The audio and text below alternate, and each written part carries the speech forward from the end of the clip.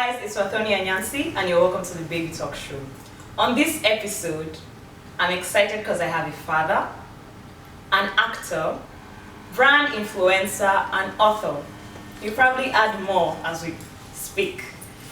Make welcome Mr. Bolanle Ninalowo, aka Makanaki. It's amazing to have you here. I need to drum roll again. Thanks for having me, man. It's a great pleasure to be here. So I want to first of all know how this Makanaki name came about. Makanaki came from the movie Picture Perfect. That was my breakout film where I played the area boy in town. So what year was this? This was in 2016. Like 5 years ago. About 5 years ago. So it was a very big film, and it's going to turn into a series over time. So. Oh, are you going to take part of the series? Oh, I'm already in the series. Okay, yeah, but it's not out yet. It is. Season 1 and 2 is out. We just finished shooting season 3 and 4. Nice. Yeah. Now I want to ask about your skits too, because I noticed there are some skits I've watched and there's that Makanaki thing. In the skits. Like the one that blew my mind was the Ikorodu Boys one that you just did recently. Yeah. I didn't expect you to climb the wheelbarrow at all, and I'm like, okay, I didn't see that coming. So, like, can you count how many movies, how many skits you've done? Because I know I've asked an actress and she's like, no, she can't count. Oh, for movies I can't count. Okay. Skits, I don't do that many skits. I only collaborate with, the comedians and stuff like that. That's it. It's not like I just practically just say I want to do skits and Okay, do it. but the collaboration, is it a new thing or it's been there for a long time? I think it's basically new. It's just me, just doing my thing alongside the way they do their things, The Makanaki brand, I get to switch up a lot, from the English to the American to the Nigerian and to the Igbo. So I think it resonates with a lot of what they do as well. So sometimes we just tend to just brainstorm together and put something together and do it. Then about acting, Yeah. is there any movie you could say this role was hard? Like, in fact, you didn't want to do the role, it was hard, and how you went about it? Well, it will be the role that I played in Picture Perfect, the job and character where the Makanaki name came from. It was a very challenging one for me because it was the first time that I was going to come out the box and try to be somebody that I wasn't.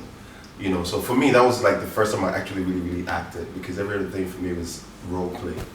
Okay. So being job, it kind of took me out of my zone and made me something else, which is what I'm practically benefiting from today. So it was very challenging, and at the time, I just had to do my research, and I did the nitty-gritties. Went to the streets and met some thugs and got the thug vibe going on. Did you grow up here or you grew up abroad? Well, I half just and want half. to know why you're saying it was hard for you to do the Agbero part. Well, it was not because I grew up somewhere else, but I wasn't born in Agbero. I'm not an Agbero, so it would be hard for me to be an Agbero. But besides that, I was raised in Chicago, born here, raised in Chicago for about 17 years, and been back and forth ever since then. Yeah. Okay. Now let's talk about your book. Okay. First question, Shame to Fame, right? Yeah, Shame to Fame. First question is, do you have a hard copy? Because I know there's a soft copy. Yes, I do. I was going to give you one actually. I left it in the car. Sorry. I'm sure I'll give it to you before I leave. Yeah. So what inspired Shame to Fame? Shame to Fame is pretty much what it is. It's my story, my reality. I figured my transparency could lead to somebody else's transformation. And I pretty much experimented with my life, coming from America and saying, hey, I'm going to pursue the African dream and do it and make it big here. It was easily said than done. You know what they say, you got what it takes, it's going to take all you got from you. So it took a lot from me, and I went through hell and back, trying to make it. And I said to God, at the time I was looking for God, saying, hey, if you do this for me, I'll share my story with the world and try to inspire other people and let them know that it's all about just the test, into testimonies. And yeah. So when you came from Chicago, yeah. Was it always movies you wanted? Like you already knew what you wanted, or there was something else? No, when I came from Chicago, I just wanted to be successful.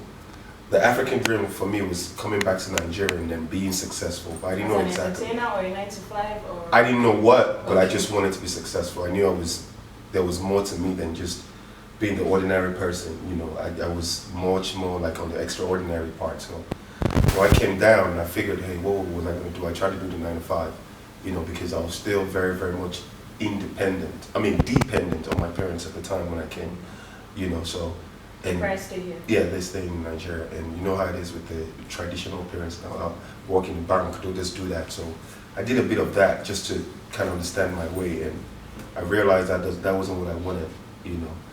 Then I started to look for my way in doing other things. I ran a record label for a little while, you know, lost all my money doing that. And then, you know, I figured What was the name of your record label? Diesel Music. Diesel, like Diesel? Yeah, like 4? Diesel 4, yeah, Diesel Music. You know, pretty upcoming big at the time, about between 2011 to 2014. So after that, I lost all my money doing that, and it was like the darkest moments of my life. And what year was this? This was in between 2011 to 2014, because I came to movies in 2014.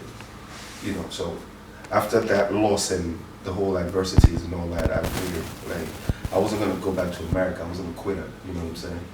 And one other thing that I always loved to do was acting. You know, and initially when I came to Nigeria, I did try to act. I didn't know nobody at the time, so I produced my own film, which was an epic failure. I mean, at the time. What was the name of the movie? It was called Rebirth. Okay. Yeah, so I'm a product of failure. I failed so many times in my life, but people never knew I was failing forward. You know, so I failed my way to success pretty much. So coming into acting was, for me, was looking for a way out. You know, because coming from America to Nigeria, you know, that's shameful itself that you're out here and you've given up everything and all the opportunities. But did you life. choose to give up everything and just come? Yeah, I did. Okay. I did. Yeah, it was all or nothing for me. I gave up everything to the extent that I even left my wife and my kids over there to come and do this. You know, because I'm a go-getter, man. How old were they, your kids, at the time? I think I was about 26. I had my daughter when I was 26, my son when I was 28. So I started pretty young. You know, my daughter is going to be 16. My son is going to be 14. Oh, 2 years difference. Yeah. Let's talk about that record label, because I didn't see that one coming. Yeah. Did you have any musicians? Oh yeah, I had about 3 artists, and even Nice was an affiliate.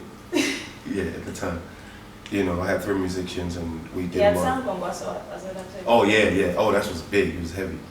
You know, so we did everything. You know, we pushed. We did everything. You know how it is. Like when you make it, people say, "Oh, we just came from nowhere," but you've always been in the dark trying to make it. But when it happens, that's when people realize that you're here. They're like, "Oh, she just came from nowhere and she blew it." That's not it. You know, people don't see the highlight reels. I mean, the behind the scenes. Yeah. They only see the highlight reels. So it was a pretty hectic time in my life, but we did what we had to do.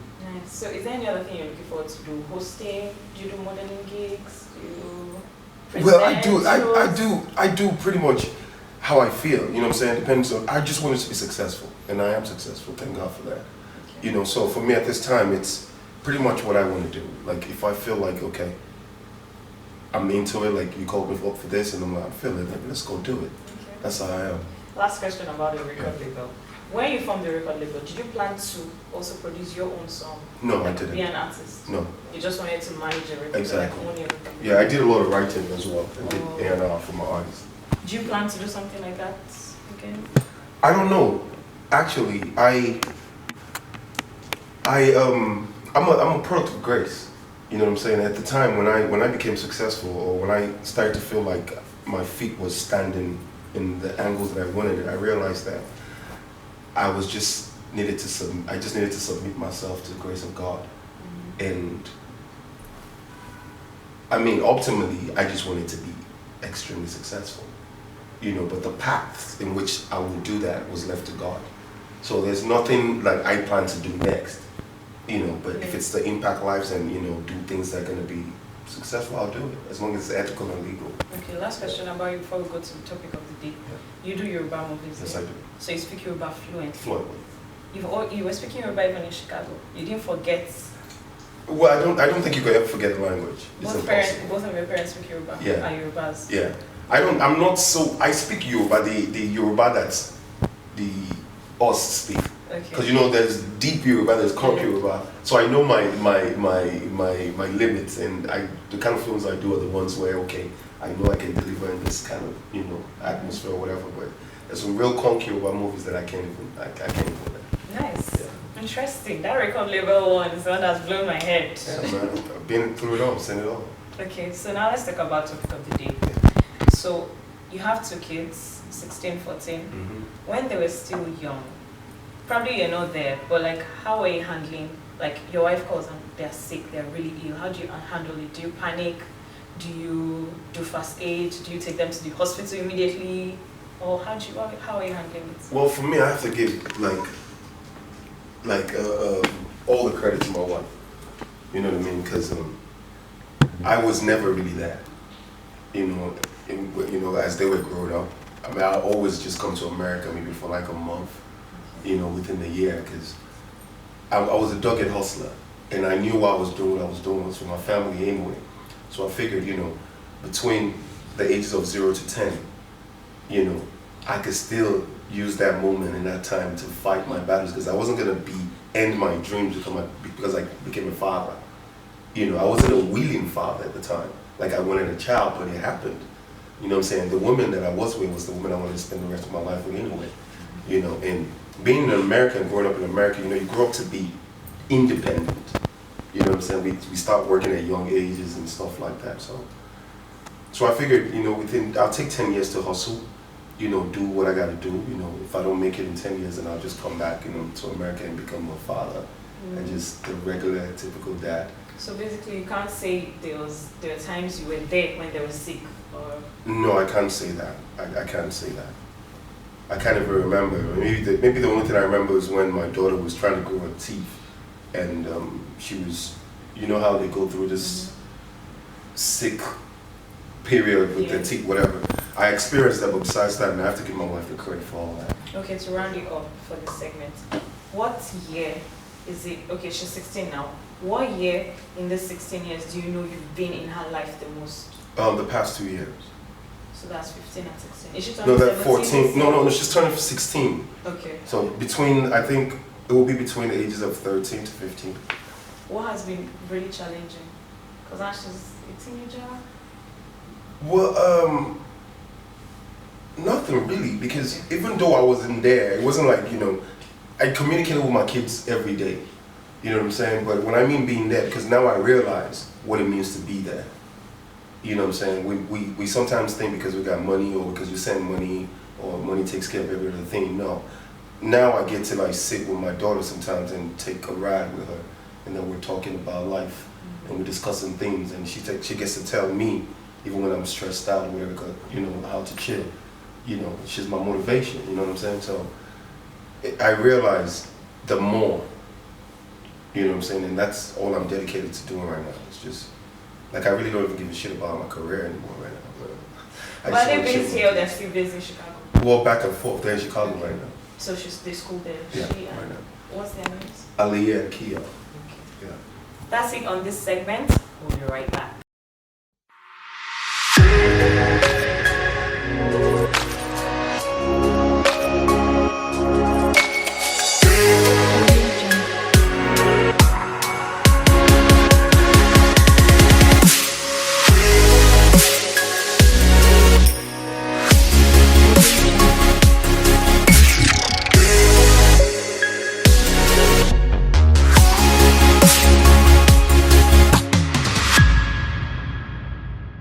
Welcome back.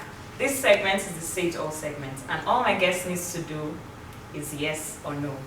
And I hope you remember some of these things, because I mean, his firstborn is 16, so let's go. Did you hear the baby scream? The babies, because there are 2 babies now. Oh, when they came out? Yeah. No. Did you watch your wife give birth? No. I couldn't watch. I walked out of the labor room. Okay. Yeah. Were you scared she would die? Yes. Okay. Did you distract yourself with something? Well, I walked out. Okay. Did you wish the baby was a boy, girl? No. Well, you actually have both. I have both. So. Did you see your wife breastfeed on the first day of delivery? Yes, I did. Okay. Did you think of taking a family picture when you saw your baby? Like the whole selfie, she was giving birth. Oh, back then, you know, I'm OG, man. I had my kids back then. Okay. 16. You weren't thinking about pictures then. We didn't have them camera phones to just take pictures and all that. Okay. Did you ask the doctor to do CS on her when you saw it was taking long? No. Okay. Now, last question. Oh, okay, second to the last. Were you looking forward to be a dad? I was, actually. I was. Okay. Yes. Will you regard yourself as an extra dad? Like very extra. Oh, my kids have gone to school. I have to video them going to school. Yes. That kind of extra. Yeah, I'm obsessed with my family. Okay, because I saw what you did on Children's Day, the video you posted of them. Yeah. So yeah, if you said no, I'd have said I think you're No, extra. I have an obsession with my family. Nice. Now, it's a sincerity for me. That's it on this segment. We'll be right back.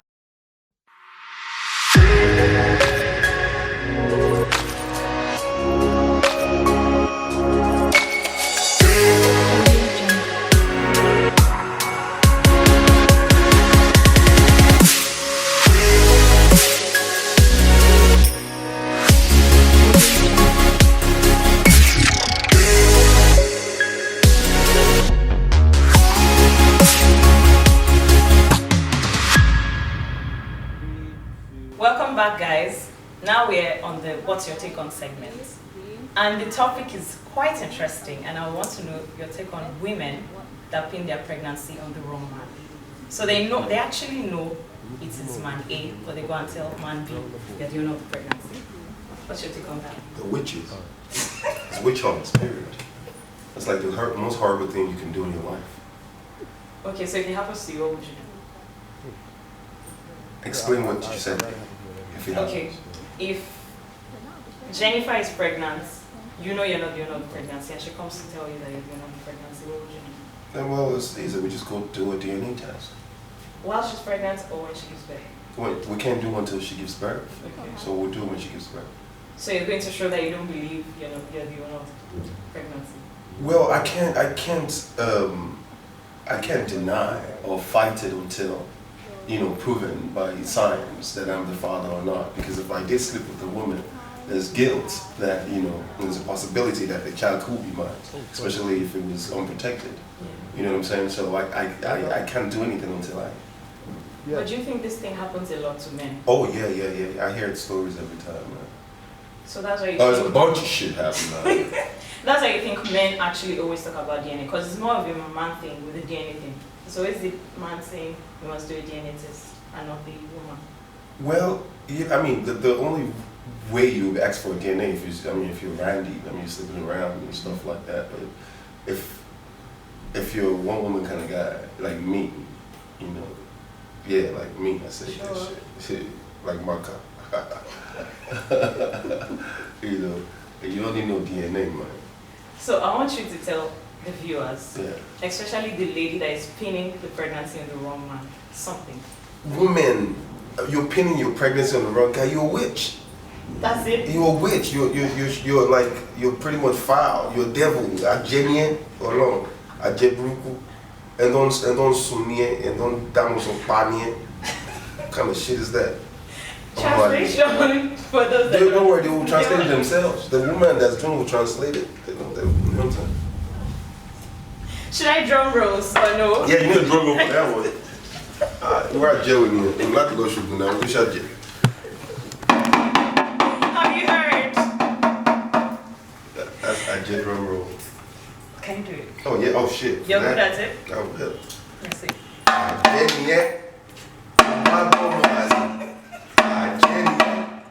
Tó bá gbọ́ ọmọ tí ò ṣe ti máa ká wá fún maka olórí burúkú ni ẹ́.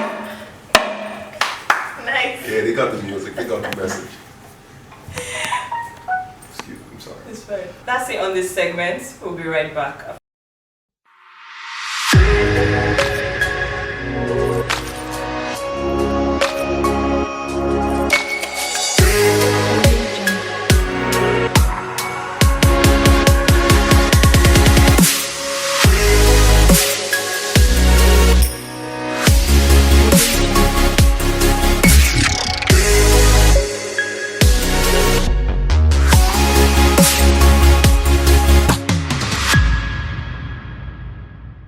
Welcome back, guys, and it's games time. So we start with the gender game. Let's see what his next child will be. Although I know you're done Next, there. give me to be more. It's Boober, it's Bokoro now. I have a girl and a boy. Okay, let's see. You're not supposed to look though. All right. More hermaphrodites. What color is that? Pink. A girl. Girl, I'd rather have a girl anyway. Oh, Yeah. okay. So now the second game is you'd write 10 parenting terms Alright. in 30 seconds, and we're going to time you. So 10 parenting terms in 30 seconds. We're ready. And your time starts now.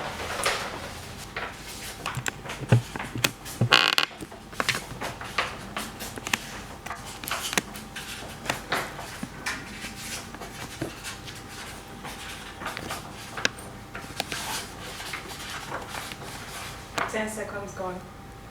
No, go ahead. You have like 15 more. Oh, 6 seconds. 4, 3, 2, 1. Let's see what you have. So we have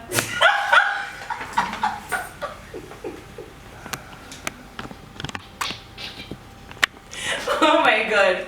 So let me read out. We have number 1, bills, more bills, bese. Pronounce it bese. More bese, bills. That's the only. See, I'm telling y'all, man. G, if you ain't ready to pay that bill, man, don't have them kids. G, I'm telling you, man. Do we say he got this game or he has to take shots? I think he did good though.